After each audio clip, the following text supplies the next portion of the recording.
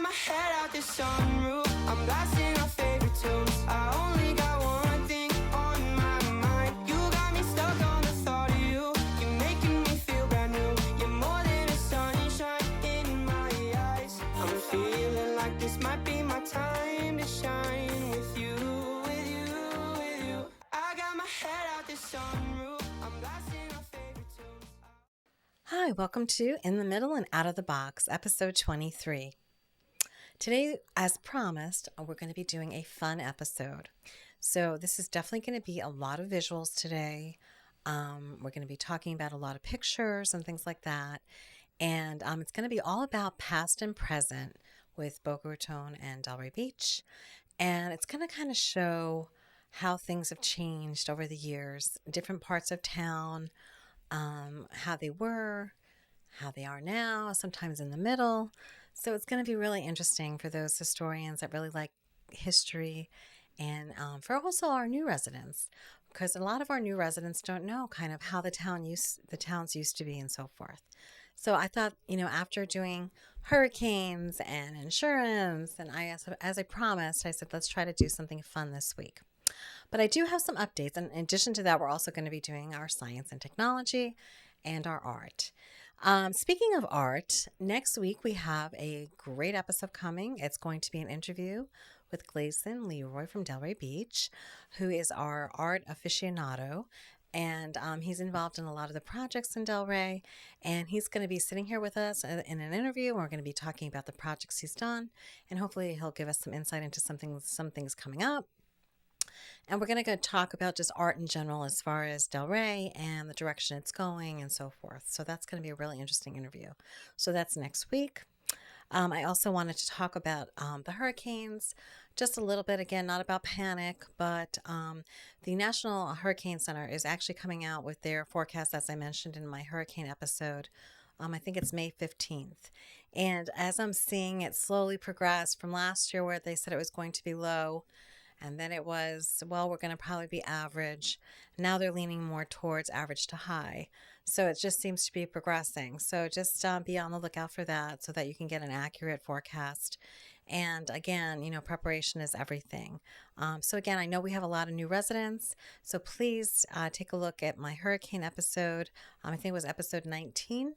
And that way you are prepared and know what to do, and gives you some really good tips and precautions of what to do. So I just wanted to start off with those updates. And again, next week we have a great interview coming. And anytime, please, you want to give me a question or a topic that you'd like me to cover, please email me at inthemiddlebdh@gmail.com.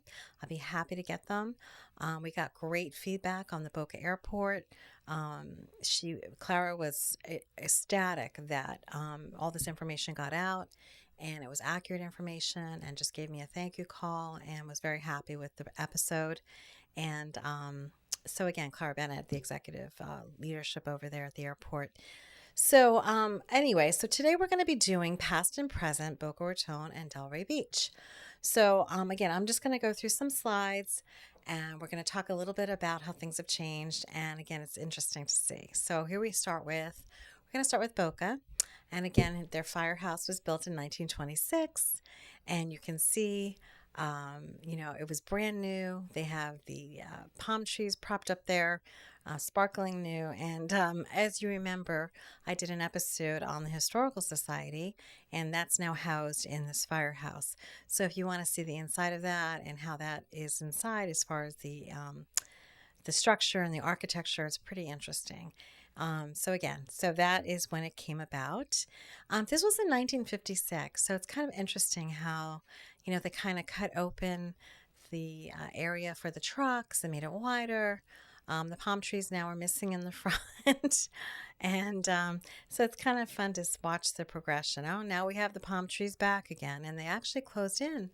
But the original door, that was for the fire truck, the old-fashioned fire truck. So again, this is now the Historical Society in Boca Raton, and it's a great place to visit. Take a look at the episode. You'll be happy to see it. Okay, now this is the Boca Resort, or they call it now the Boca Raton. So this was built in 1926, and it was built actually as a 100-room Ritz-Carlton Cloister Inn, the Cloister Inn as it was known. And again, it was, originally designed by Addison Meisner. And he actually intended Camino Real Road to be the main street in Boca, which obviously it didn't turn out to be. And he also wanted to build a hotel on the ocean. But the Ritz Carlton that was partnering with him on this hotel was not really that keen on doing that first or at the same time. They wanted to build this hotel first. And so that's why the construction began. And as we know now, it's the Boca Raton. It has over 1,500 employees. It has revenues over $182 million a year. It's a very profitable hotel. It's also really very historic. My husband and I go there a lot for our staycations. The spas there for both the men and the women's side is just to die for. And it's just one of those experiences you have to experience. So those are one of those bucket list things. And for those that, get a chance, definitely try to take advantage of that. So again, we have the Boca Raton here today. I had done an episode, I think, on historic homes and historic buildings in Boca. And I had also shown some inside slides of how it looks today versus how it looked before. But again, today we have it's painted white now. I think that's the original color it was. And they've done many improvements to it and refurbished it and so forth. So upgraded it and so forth. So it's a great hotel. Now, this is the Boca Inlet Bridge, right? So, this is actually the second bridge. It was constructed in 1930, but there was actually a bridge over the inlet that was built in 1920. So, this is actually the second rendition of the bridge. And what's interesting in Boca is they actually moved the bridge.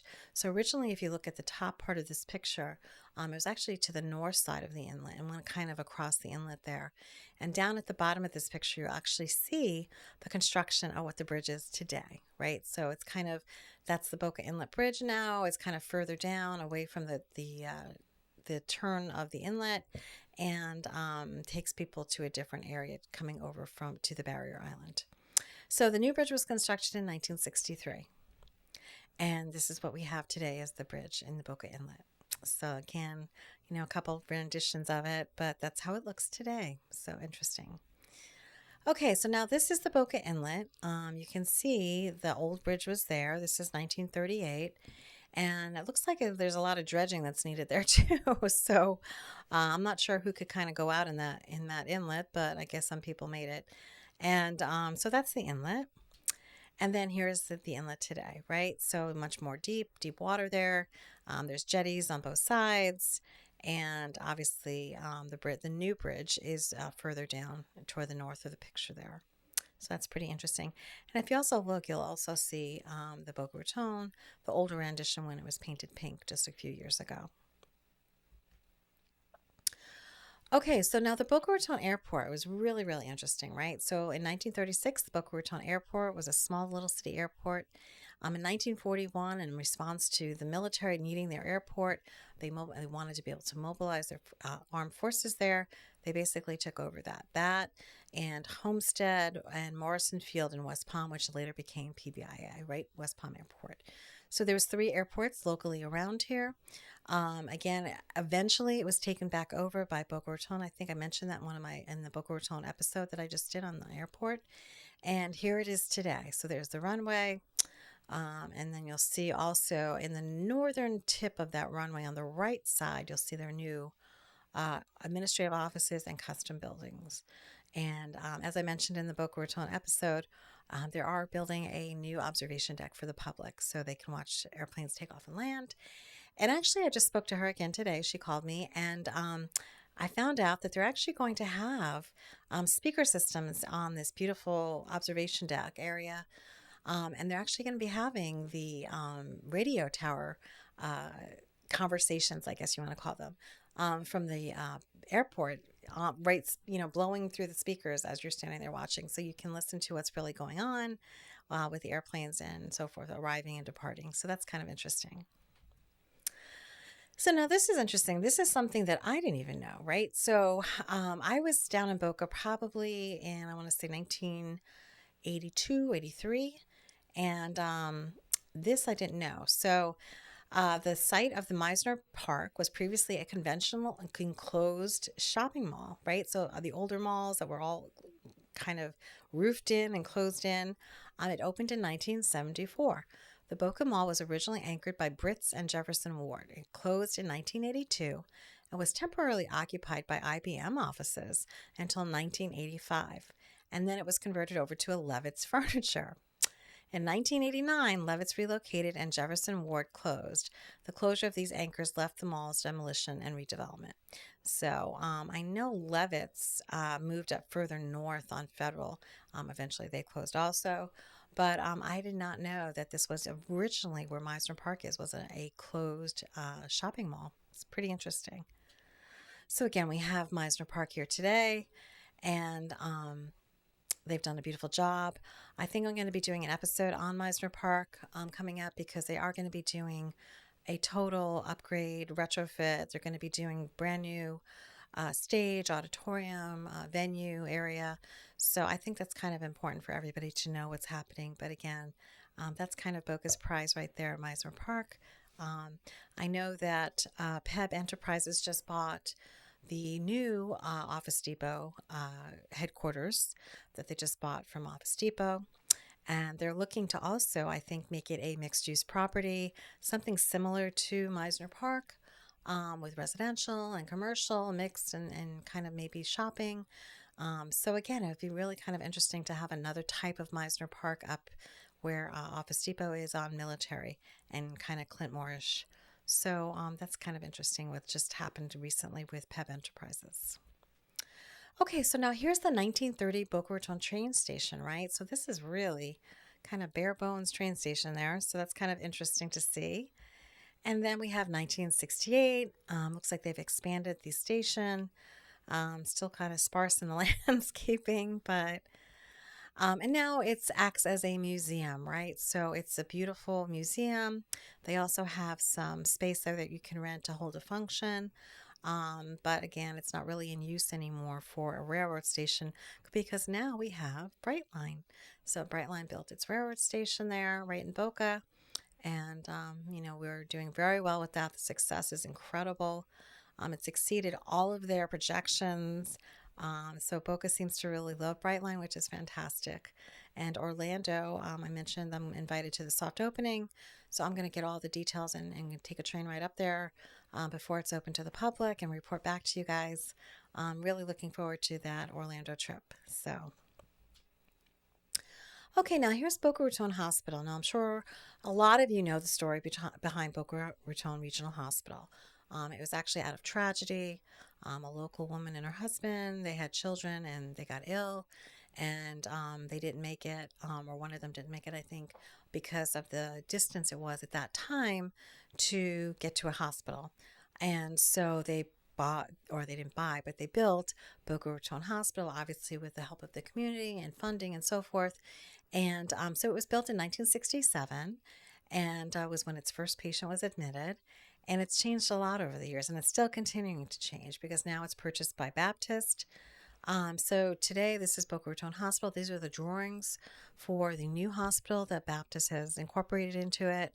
And they're doing a lot of upgrades, and it was time. And so hopefully the care, again, usually is very good. It's very highly rated. So it's great to see that there's some improvements to the property. Okay, now this is just an example of a street in 1947, East Boca Raton Road. And it's interesting to see that some of those buildings are still there. And I think back in my episode that I did of historic places and historic homes and stuff, an very early episode, I think this was one of the last streets that still had some historic homes on it in Boca Raton that was left, besides residential, old Floresta and so forth. So this was kind of interesting that this is one of the ones that is still around. And then the Palmetto Park Bridge, right? So Palmetto Park Bridge, the first bridge across the Intercoastal, was completed in 1917. So that's a pretty narrow bridge, very narrow. And here we have it today. Now, what I like about Palmetto Park Bridge is that there's beautiful parks on both sides, Wildflower and Silver Palm, right? So great improvement for the area, nice bridge, great job. Now, here's the 1925 Boca Raton Police Department, right? This was, I guess, their gear and their modes of transportation back in 1925, 26-ish. And they don't look very happy, but that's okay. So we're going to move along to 1970. And again, we have our, Fury 3 or whatever that is. That's huge. And so you can see the city of Boca Court, it looks like in the back. I'm not sure where that is now or what that building is now. But now we have the Boca Raton Police Department today. So, and they look much happier. So, Boca, these are some examples of architecture, right? So, I wanted to do some residential also. So, what do the homes in Boca really kind of look like through the years, right? So, we kind of took some pictures and some history here of some of the architecture. So, this is one from the 1920s, 1940s, 1960s, 1980s, 2000s, and today. Right. So I know a lot of the communities, I know Delray just passed an ordinance that they're trying to deter some of these modern concrete block homes because they're just becoming so prevalent. And it really is, honestly, it's a much better fit for the developer as far as money that's spent. It doesn't cost as much. It's a very easy design. So it's the bottom dollar there for the developer. But unfortunately, the architecture is not there, right? So we're looking for much more architecture, much more detail. And so they're trying to encourage more actual architecture in Delray with an ordinance. All right, so let's get to Delray. Now, I know that Delray has, a historical society. Maybe one day we'll get in there. But so I tried to get as many pictures as we could. And again, here's the Colony, 1926, kind of the flagship there in Delray, Colony Hotel. Here's the Delray Beach Public Library, right? So I wasn't even aware of this one. This is 1950, way before my time. So obviously we have quite an improvement today. They also have the 2 levels there, which is great. Just going back to that real quick, if anyone hasn't seen the Boca Library tour, the library tours, I think it was in the episode with the Boca Raton commissioner that I interviewed, Fran Naklis. I think that's the one. I'm sorry if I'm not correct. But it says library tours as one of the second headings on one of the episodes. It was really interesting what I proposed for this library, not only for the back of the library and some outdoor seating and how you would do that, but also to combine it with Sunday Village. And again, I just spoke to a commissioner this week and explained to him or her, I'm not going to say who, that some of the ideas for it. And they're going to take a look and hopefully we can get that going. So some good news there, hopefully. Okay, so here we have Atlantic Avenue, 1935. And we have Atlantic Avenue today. And we did a whole kind of special on this building itself. This was an Addison Meisner protege that designed this building. And originally, I'm going to just go back real quick. Originally, they had a horse-drawn carriage that went through there, and there was courtyards, and I think they had donkeys in there. And so this is a very old building, and it's interesting how it's kind of progressed as time's gone on and changed a little bit. Okay, so now here is a 1933 estate at 1755 North Ocean Boulevard in Delray. And here it is today. So you can see actually that the majority of that L-shaped building is still there. Looks like they've just added on to the right side of that. And added a pool and so forth. So that's pretty neat that most of the building is still there. And then we have the Sunday House. And we know that that's going to be part of Sunday Village, that they're restoring it. And then we have the Delray Beach Elementary School, Cornell Museum, which is kind of neat to see. That's just recently back open again and is a museum and with art and so forth. So that's today. And then we have docks from 1951. And this is the new docks that's going to be built when they build the office next to it. Okay, now this is kind of interesting. So this is Delray, 1965. And there's something missing here, right? So what's missing? A bridge. So that's pretty neat to see how the bridge evolved there. I guess the landmark there is that lake or little kind of body of water there is kind of the landmark. And then you can kind of see where the bridge came over that. So 1946, the Beach Pavilion. Okay, so everybody loves our Beach Pavilion in Delray. And it's interesting to see that the Beach Pavilion was not there for many years because of a hurricane. So until it was rebuilt again, it was only this one story or one kind of shaded area until they rebuilt it. And obviously, this is it today. Now, on one of my trips to the Historical Society, I went with somebody and they were looking, and there was a whole bunch of books in that front room when you first walk in. And they happened to just be flipping through the pages, and they found the original, I guess, pavilion that they built, and they actually used those side pieces above there as places for the lifeguards to rest, to sleep, to take a nap. I guess when they were working or whatever. And I don't think many people know that. So let me just go back. When they rebuilt it again, they didn't use it for that. It was just more of an architectural design. But the original one had that spaces. That's why it's shaped like that, was for them to rest and have a place to rest. So I thought that was pretty interesting that not many people know. So here's the Atlantic Avenue Bridge, 1941. And here it is today. And then the Delray Affair, 1970, which was called something else, right? And then here it is today. And now here's the Delray Beach Police, right? So 1949, kind of same motorcycle look as Boca had. And here is 1961. At least they're smiling. That's good. And look at that. There's women there on the force. And then here's today, right? So, and now here's a look at Delray homes right through the years. So this is kind of the architecture of Delray, right? So let's take a look at this. So here we have 1940s, a more cottagey kind of feel, 1960s, 1980s, 2000s, and today. So obviously there's other types of architecture, but just to give you guys an idea of kind of where it's going. And again, I mentioned that Delray just put a recent ordinance in to prevent more homes that are like this. They want more architecture and appeal rather than just the concrete block homes. So we're going to move into science and technology. So always one of my favorite parts. And so we are going to go from, I think it's New York to Tokyo in an hour. Amazing, right? So the Stargazer measures 150 long by 150 wide, will travel at 6,900 miles per hour at an altitude of 170,000 feet.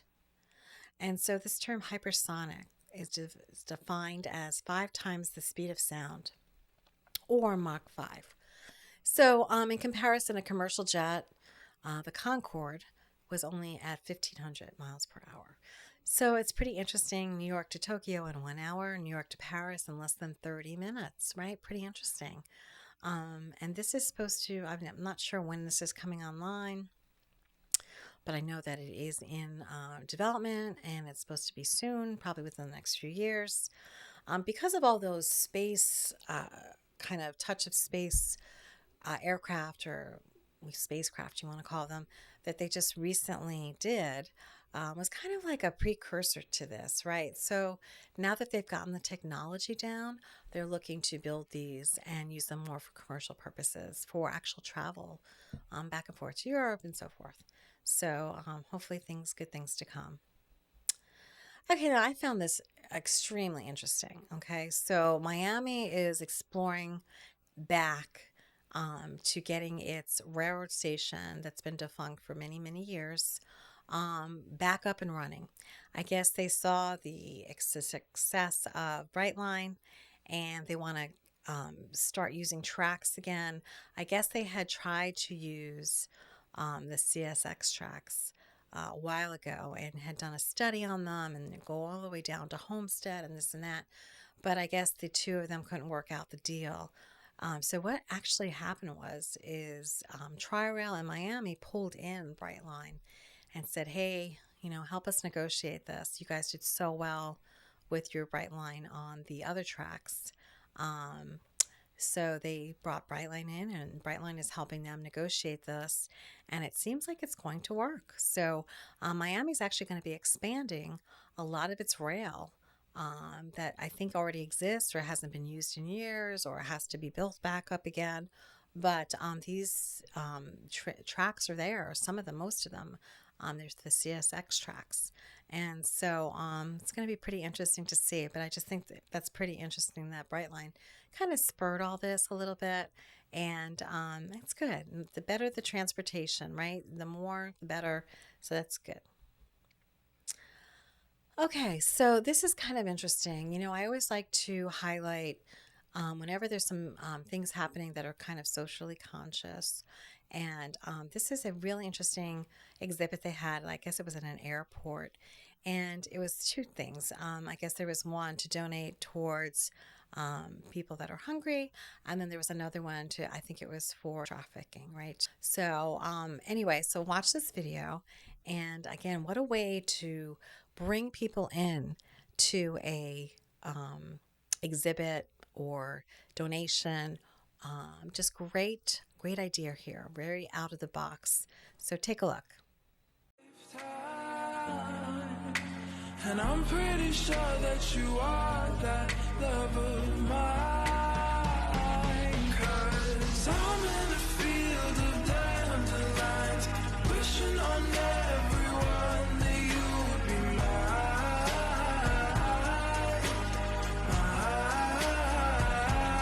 And I see forever in your eyes. I feel okay when I see you smile.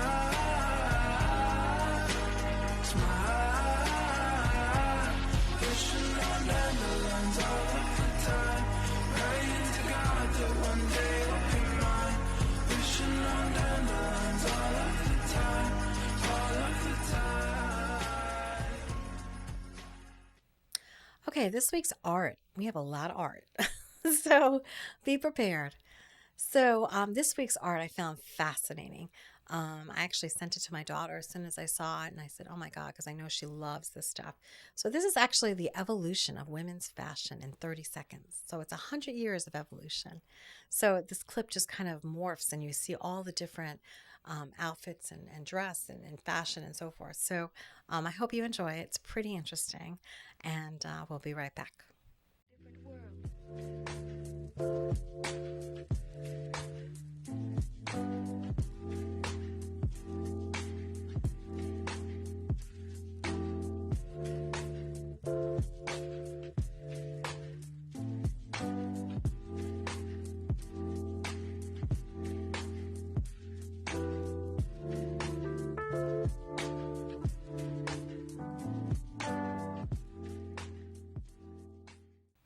Okay, so this is kind of some innovation again, right? So you're going to build a library.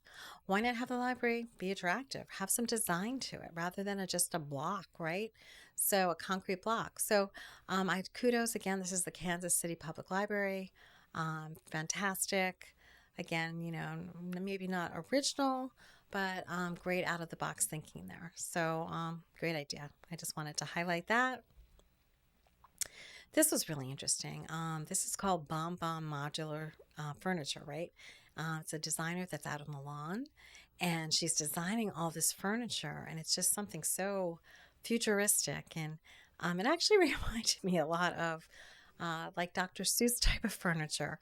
So I just thought I'd show it. This is what's coming out of Milan. Not sure how many people would find that practical, but just something nice to look at, right? Now, this artist, Fabrizio Galli, beautiful work. I mean, just stunning. This is all made out of sand, and I thought this really kind of hits home for us. We do have like sand sculpture contests. I think it was July 4th. We have them in Delray. I know West Palm has the Sandy Tree and things like that. So this I thought was just the detail of the face and the eyes and the nose and just incredible talent. So I wanted to make sure that I showcased that there. in our episode this week. Now, this is kind of fun, kind of cute stuff, right? A lot of times art doesn't even have to be, again, this expensive, big project and so forth. So I think it's an office building or something that has a fire extinguisher on the wall. And what did they do? They just put like a scuba diver, right, as an air tank on the back. So again, just so cute, so it's so creative, out of the box. Love it. Just love it. Same thing with this, right? So there's some grass peeking through the sidewalk. So what does somebody do? This chalk artist, he walks up and he makes a beautiful little drawing out of the grass there as a mustache, right? So again, just creative ideas. That's all it takes. Just people being creative.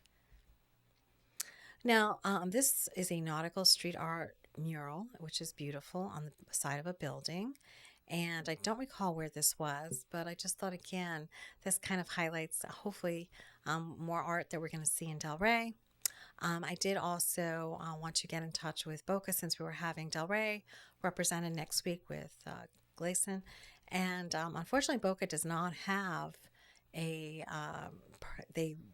sunsetted their art council or art board.